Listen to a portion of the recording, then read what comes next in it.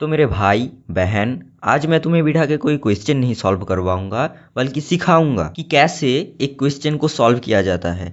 एक क्वेश्चन की किस किस चीज पर गौर किया जाता है, पर्टिकुलरली जो एग्जाम के हॉल में, वो एग्जाम प्रेशर में, वो टाइम प्रेशर में हम क्वेश्चन का सॉल्यूशन की तरफ किस तरह से अप्रोच करें, सही डायरेक्शन क्या होगा। पहले दिमाग तो शांत रहना ही चाहिए, ये तुम्हें सब लोग बताएगा, पर सिर्फ दिमाग शांत रहने से कुछ नहीं होगा। तुम्हें प्रॉब्लम सॉल्विंग भी आना चाहिए और सही डायरेक्शन में आना चाहिए। And the most important part कि तुम कब क्वेश्चन को स्किप करोगे, ये जानना बहुत जरूरी है। अपने आप को पहचानो कि कब मेरे हाथ से क्वेश्चन बाहर जा रहा है, क्योंकि एग्जाम में तुम्हें अनलिमिटेड टाइम नहीं मिलेगा मेरे भाई कि सोचते ही रह गए एंड टाइम बीतता गया और तुम सिर्फ आखिर में 1 या 2 या 3 ही क्वेश्चन सॉल्व कर पाए। तो तुम्हें टाइम का भी बहुत ध्यान रखना पड़ेगा। तो इसीलिए कब स्किप करना है मुझे ये जानना भी बहुत इंपॉर्टेंट हो जाता है। और स्किप करने से पहले तुम्हें ये जानना भी बहुत जरूरी हो जाता है कि मैं क्वेश्चन की किस किस चीज के ऊपर नजर दूं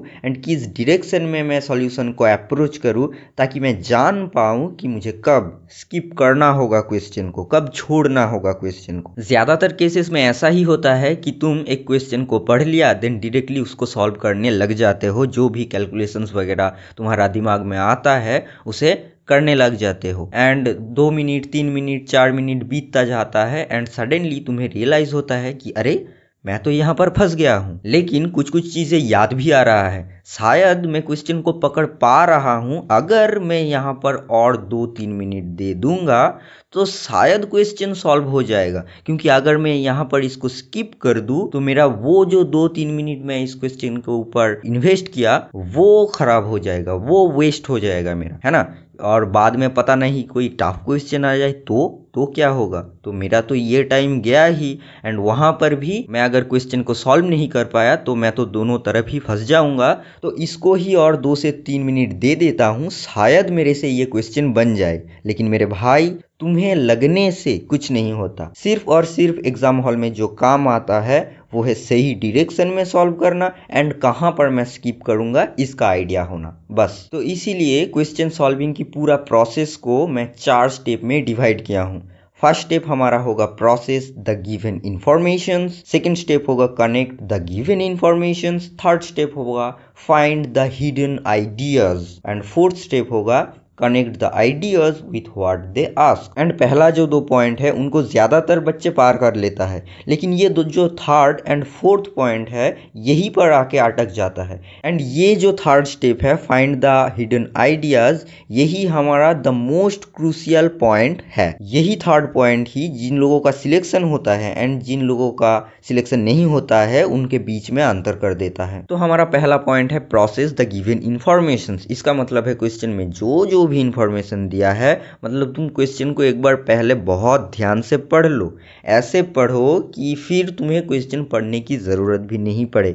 जो भी इंफॉर्मेशन दिया है उसको दिमाग में ऐसे फिट करो कि क्वेश्चन अगर तुम सॉल्व करने लग गए तो तुम्हें फिर से देखने की जरूरत ना पड़े। जो क्रूशियल इंफॉर्मेशन दिया है वो तुम्हारा बैक ऑफ द माइंड पड़ा रहना चाहिए। एंड सेकेंड पॉइंट है कनेक्ट द गिवन इंफॉर्मेशन। जो भी तुम्हें इंफॉर्मेशन पढ़ लिया है, जो भी तुम्हारा back of the mind set हो गया है, उनको अब तुम कनेक्ट करो। इसको ऐसे सोचो कि तुम्हें बहुत सारा हड्डी गुड्डी दिया हुआ है, वो बिखरा हुआ पड़ा है तुम्हारा माइंड में एंड तुम्हें उसको कनेक्ट करके एक शेप देना है। मान लो कि ह्यूमन का एक स्केलेटन बनाना है। ओके, सपोज तुम्हें पहला वाला लाइन में एक पॉलिनोमियल दिया है या फिर एक एक्सप्रेशन दिया गया है, algebraic expression, and second and third line में वो एक्स्ट्रा चीजें घुसा दिया है।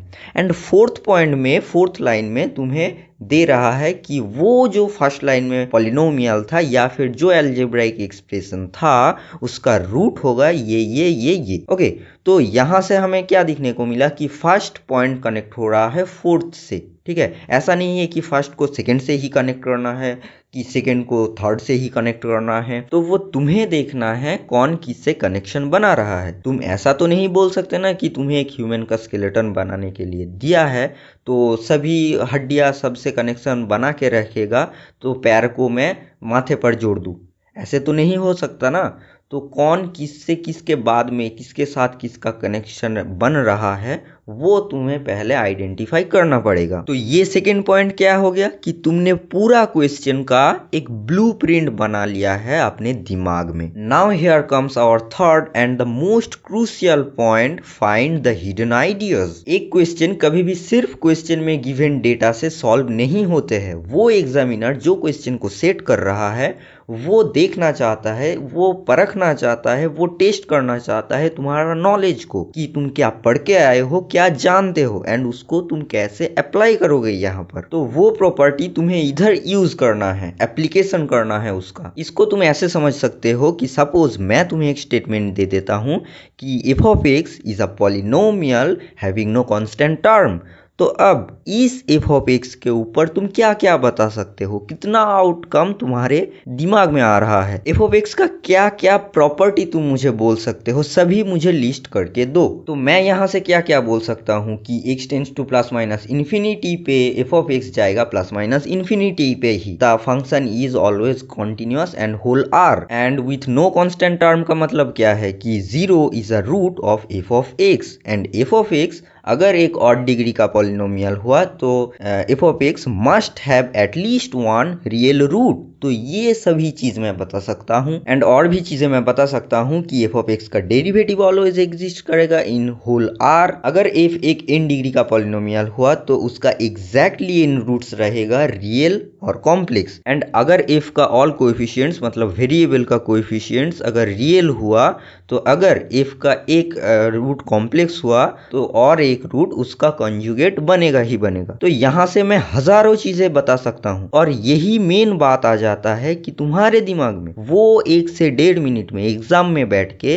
कितना कुछ आ रहा है एक सिंपल लाइन से, तुम कितना कुछ डिड्यूस कर सकते हो वो एक गिवन इंफॉर्मेशन से। एंड यही वो मेन चीज है जो एग्जाम हॉल में तुम्हारा सबसे ज्यादा काम आएगा। अभी ये बात आ जाता है कि ये जो थर्ड पॉइंट है फाइंड द हिडन आइडियाज, इसको हम मास्टर कैसे करें। तो ये होगा प्रैक्टिस से। प्रैक्टिस मतलब तुम्हारा वो एक क्वेश्चन का सॉल्यूशन देख के 3 बार 4 बार 5 बार PYQ सॉल्व कर रहे हो, ये वाला प्रैक्टिस नहीं। इसको ऐसे प्रैक्टिस करो कि तुम जब घर में बैठ के क्वेश्चन सॉल्व कर रहे हो, कोई PYQ सॉल्व कर रहे हो, तब जो तुम्हें पूछ रहा है उस पर ज्यादा ध्यान मत दो। हाँ मतलब एक बार देख तो लो क्या पूछ रहा है। वो तो हमारा फर्स्ट स्टेप में हो गया ना कि क्वेश्चन को ध्यान से पढ़ना, then process the given information and वो जो कंडीशन दिया है। तो एक बार देख तो लो क्या पूछ रहा है, लेकिन उसको ज्यादा भाव मत दो। तो जब घर में क्वेश्चन को प्रैक्टिस कर रहे हो, क्वेश्चन में जो इंफॉर्मेशन दिया है एक लाइन से तुम कितना सारा प्रॉपर्टीज उसका निकाल सकते हो,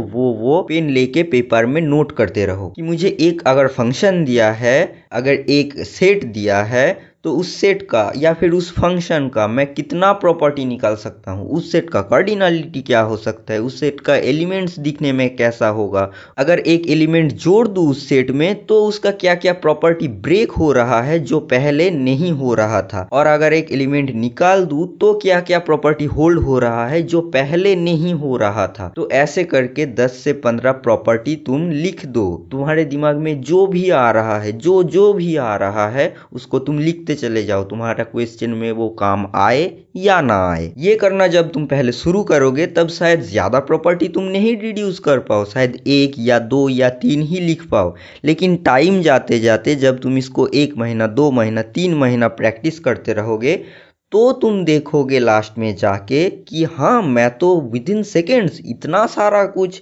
इस एक लाइन से निकाल सकता हूँ, बहुत कुछ बता सकता हूँ इस फंक्शन के बारे में, इस सेट के बारे में, इस ट्रिगोनोमेट्रिक फंक्शन के बारे में। ये करके तुम्हारा क्या फायदा होगा, तुम्हारा प्रॉब्लम सॉल्विंग स्किल बहुत बढ़ जाएगा एंड विथ इन टाइम कि पहले जो सारा प्रॉपर्टीज जो सारा चीज़ें तुम 10 से 15 मिनट में लिख पा रहे थे उसको अब तुम विद इन 1 मिनट कर पाओगे। एंड यही चीज़ एग्जाम में सबसे ज़्यादा काम आएगा तुम्हारा। एंड अगर ये तुम बहुत अच्छे से कर लिए तो मेरे भाई तुम्हें कोई नहीं रोक सकता सिवाय ये 4th पॉइंट की, which is connect the ideas with what they ask. इसका मतलब क्या है कि 3rd पॉइंट में तुम जो हिडन आइडियाज जो इंफॉर्मेशन निकाले हो उसको वो अब जो क्वेश्चन में पूछ रहा है उसके साथ अलाइन करना। कि मानो तुम हजारों इंफॉर्मेशन निकाल लिए हो, लेकिन वो जो पूछ रहा है वहां पर सिर्फ 2 ही कॉन्सेप्ट काम आएगा, तो वो जो पूछ रहा है उसके साथ अलाइन करके वो हिडन आइडियाज को तुम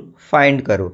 तो ये 4th पॉइंट भी 3rd से ही कनेक्टेड है, एंड इसीलिए मतलब वो 4th पॉइंट से तुम्हें फिर से वो 3rd पॉइंट में ही जाना पड़ेगा कि जो वो पूछ रहा है उसके लिए मुझे क्या क्या हिडन आइडिया फाइंड करना पड़ेगा।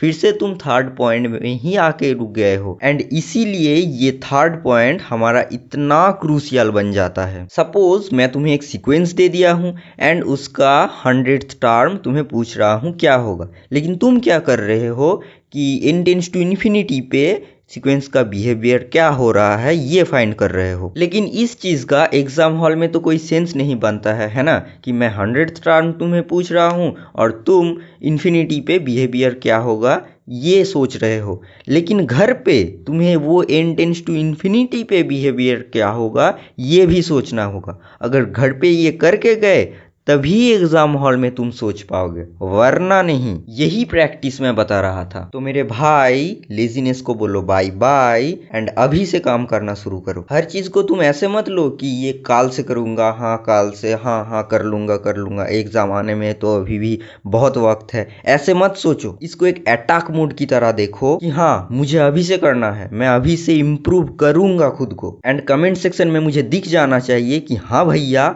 मैं अटैक मोड उठा लिया हूं एंड अभी से क्वेश्चन को फोड़ना चालू कर दिया हूं। और पिन कमेंट एंड डिस्क्रिप्शन में मेरा टेलीग्राम ग्रुप का लिंक दिया है, वहां पर ज्वाइन करो। एंड अगर कोई भी परेशानी आए तो मुझसे शेयर करो, मैं तुम्हारे साथ खड़ा हूं मेरे भाई। तुम सिर्फ काम करते जाओ। तो मिलते हैं नेक्स्ट वीडियो में, अभी के लिए बाय बाय।